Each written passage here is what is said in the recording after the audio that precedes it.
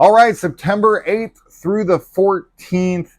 Let's get into it. So, starting with the 8th, let's talk about The Nun 2. Obviously, this first one wasn't all that well received, but after the first film received $365 million worldwide against its $22 million budget, you knew a sequel would be in the works shortly. So now this one is brought to us by director Michael Chavez, which gives me even more reservations towards this because of the two Conjuring universe films that he has helmed, being The Conjuring 3, The Devil Made Me Do It, and The Curse of La Llorona. I was very underwhelmed with both of those.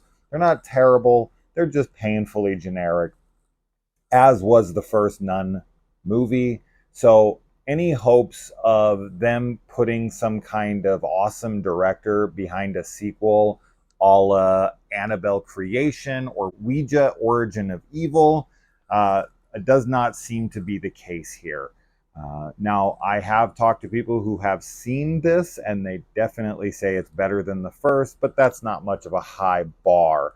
Thaisa Farmiga returns to play her character, and this one takes place in France instead of the backdrop of Romania in the previous film, and looks to take place at a Catholic school after a priest is murdered. I don't know. My wife and I will be seeing it tonight, so you can look for that review later on the channel. Next up, on the 8th as well, a lot of these are on the 8th, so get ready for that. We've got Bloodflower. This one is coming to Shudder. This one looks pretty rad, honestly. I had never really heard of it. And when I watched the trailer, it looked very Evil Dead-esque. Lots of graphic gore on screen, makeup effects. Now, some of it does look CGI enhanced and maybe will distract from the experience overall. But I'm really trying to hold out hope. It seems to have something to do with a kid who has a family that possesses powers of healing, and he tries to repress those powers to be normal, but then a ghost starts haunting his house or something, and he has to unleash the power or something. I don't know. From the description I read, I'm not honestly sure exactly what's going on here, but from the images that I'm seeing within the trailer, that's what has me the most excited. And this film does come to us from Malaysia, so get ready to be able to read some subtitles. I know some of you out there are not big into the subtitles, but there you go. Bloodflower will be premiering on Shudder on the 8th tomorrow. I will definitely be watching and reviewing that tomorrow. All right, next up, we've got a movie that is coming to a limited theatrical, so maybe this will be in your area, maybe it won't, on the 8th as well, but it is getting a VOD release on September 26th, so you don't have too long to wait if you can't make it. And this movie is called Megalomaniac, and it is about the kids of a serial killer who about 25 years ago was killing, and now the brother seems to have taken up the mantle. The sister seems to follow her brother into this nightmarish world. It looks very visceral, gritty, violent, hardcore. This is a Belgian horror film, so for anyone out there who's looking for one of the harder titles, this definitely looks to be it. This looks like if you went into an art house and they were playing like a grindhouse film. It does look fairly gnarly and pretty visceral.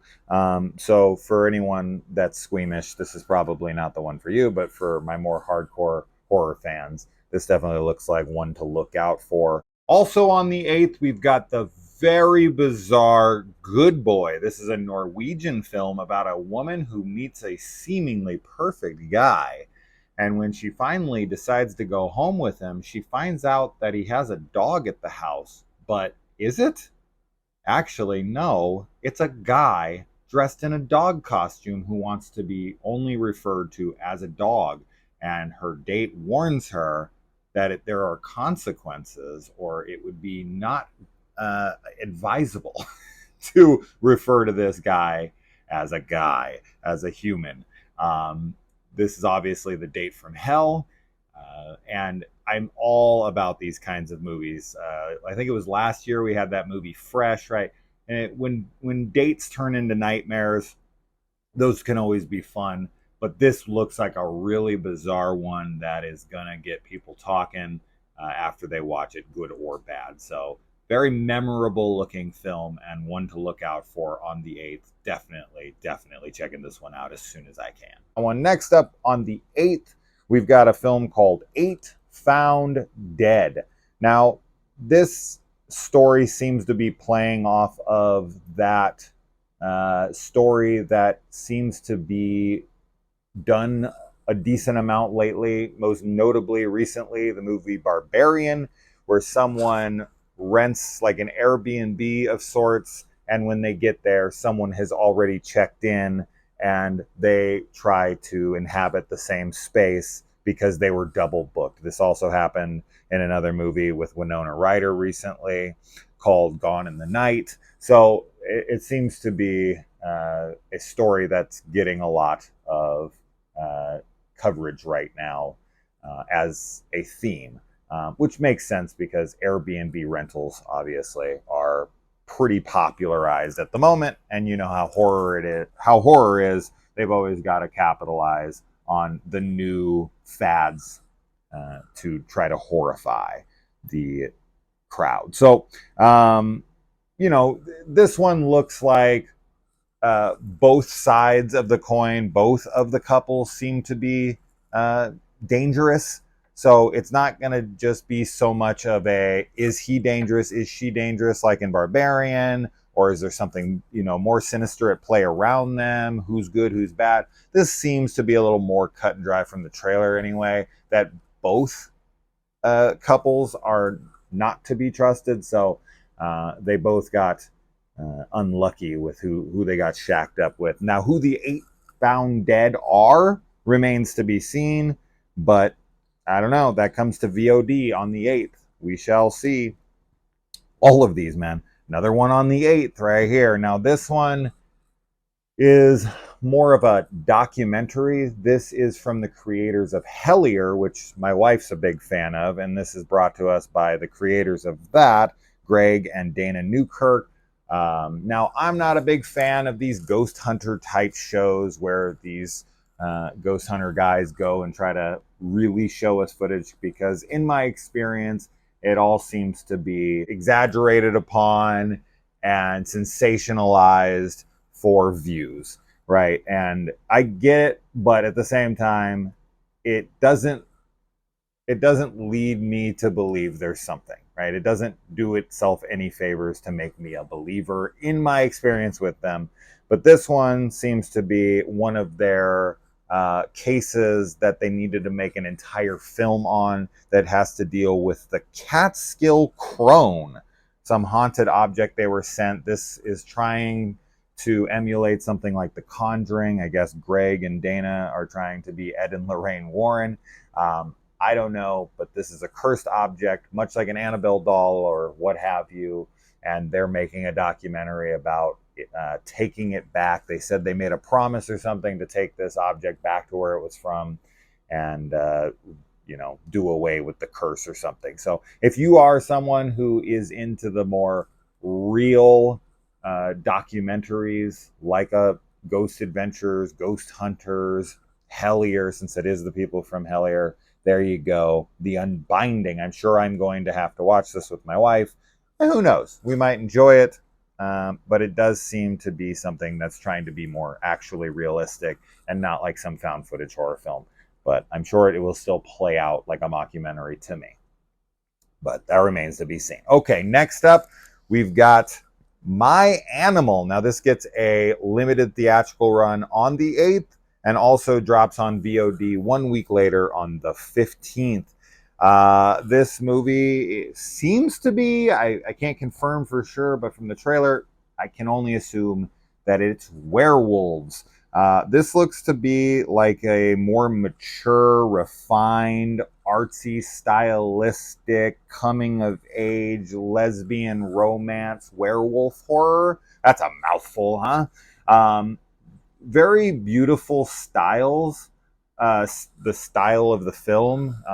So if you're somebody who really is interested in the aesthetic of the film and likes some more romantic, not as graphic kind of style of film that is female centric, directed by females, just seems to have a very romantic, um, you know, beautiful look to it. So I'm intrigued for sure, but definitely check out the full trailer. Now, also jumping up to the 14th, we have a anthology movie called Satanic Hispanics. This is something I heard about a couple years ago. I think it was at least a year. But the reason I heard about this is because one of the directors is Mike Mendez, who is a director I'm familiar with, mostly because of his movie The Convent, as well as the movie Don't Kill It with Dolph Lundgren, which I'm a huge fan of and can't recommend enough. But as far as this film goes, I can't say the trailer looks all that great. It does look fairly cheap to me. I will see it for sure, but I'm not exactly sold yet. But who knows? It might impress me. It might be a super fun anthology. Now, this is a Latino horror film, so every single film is directed by a Latino director, and it seems to be all Latino inspired themes and whatnot. So that's cool. I just am not super sold on what I've seen, but some of the imagery looks cool. So, I'll reserve my reservations until I actually watch the film itself. But I have been waiting for this one for quite a while, and I hope to be proven wrong, and I hope to enjoy this quite a bit. I'm always a big fan of anthologies, and we will definitely be covering probably every single movie I mention here in the opening on the channel soon enough. So look forward to that. Now, there's a few titles I'm just going to throw real quick at you. Island Escape on the 12th. These are things that I don't really need to talk about because they don't look very good. The Island Escape movie looks like a kitchen sink movie. They're throwing everything. These guys are like trapped on an island with zombie type like clones of themselves. And then when they try to leave the island, there's some kind of like rift or something that's like surrounding the island that doesn't allow them to leave. It's insane. Everything you can imagine, but it looks super low budget, cheap, but it could be a fun time. This looks like to be one of the kind of films that I'll probably watch without my wife because these are the kinds of films I don't want to waste our precious time that we have together on something that could be so terrible. So this is probably one I'll watch on my own and I'll let you guys know. But Island Escape. We've also got Mega Ape on the 12th. Looks like some Asylum, King Kong, garbage ripoff movie with dreadful special effects, no story, horrendous acting, not even worth mentioning, but it's coming out, so I thought I'd give it a mention.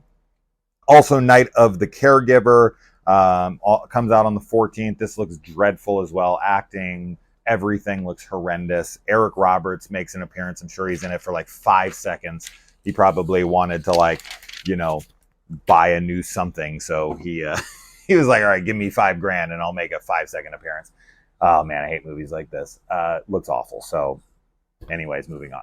All right, moving on to the television side of things.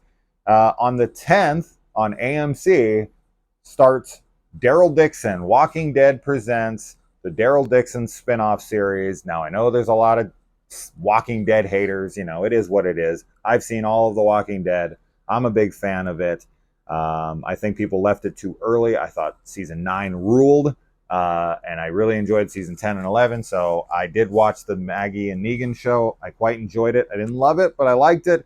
And Daryl Dixon seems to be something that I'm also going to quite enjoy. This time, Daryl Dixon finds himself somehow in France and alongside a female. I think it's a female. Oh, now I'm trying to remember the trailer. I'm pretty sure it's a female child.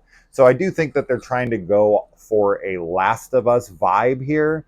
And as a massive Last of Us 1 and 2 fan, I'm never going to stick my nose up at that. We just watched the movie 65 that was going for that. A lot of films, Logan, of course, try to go for that Last of Us. And The Last of Us, of course, did not start the father and adopted daughter through the Wasteland subgenre, but it's the best in my opinion.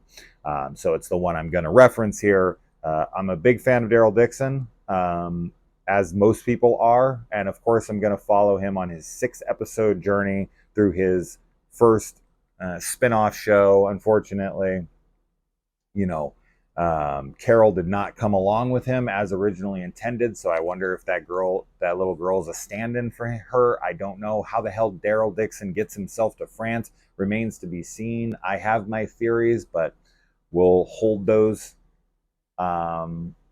until we see the show. So yeah, on the 10th it starts, first episode. I'm looking forward to it. Anyone out there looking forward to Daryl Dixon? I sure as hell am. All right. Taking a couple steps back, I guess I did these backwards. On the 8th as well, tomorrow on Apple TV. I don't know if this drops all at once. I don't think Apple shows do. I can't remember. I don't watch a lot of Apple shows, but at least the premiere, maybe the whole show, will drop. This show is called The Changeling, not to be connected to the George C. Scott film or the Angelina Jolie film. This is a completely different Changeling. Now we have 3 Changeling things to confuse. This is about a guy who meets this woman. He keeps asking her out. She keeps saying no. She says she's going to move to like Brazil. And then when she comes back, she has this story for him that she's wearing this like little piece of string around her wrist that some woman tied on there and said when she cut it off, all 3 of her wishes would come true. So he cuts it off for her, and they start this life together where they get married and have a kid and this and that. And then the kid and her go missing, and he has to like go into some alternate reality, New York City, that is really dark and different. And he's trying to look for his family. This is what the trailer looks like to me. I'm not 100% sure on all of that, but that's what it's saying. I think the trailer looks very intriguing, and this television show is absolutely not being talked about right now, for sure. I haven't heard a mention of it in any way, shape, or form. So if you are looking for a horror TV series to start, you can tomorrow on Apple TV start The Changeling and check it out. All right, finally, video games. The only one I could find is a game called Ad Infinitum. Yeah, this one is set during World War I, and it seems to be this guy who's trying to hold on to his sanity as he's going back and forth in his mind between the war, where in the trenches along with him are monsters, and he is home with his family, and things are distorting, and he's losing his grip on reality. Very cool. This is coming to PC and the Xboxes only.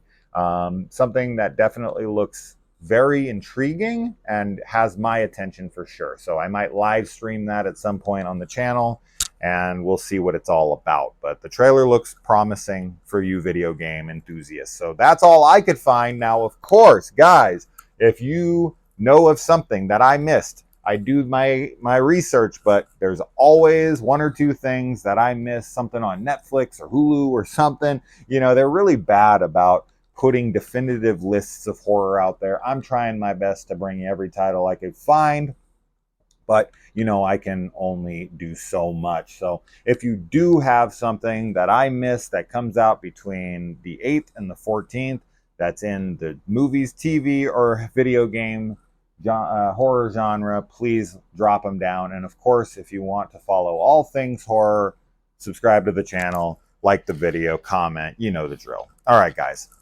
Bye.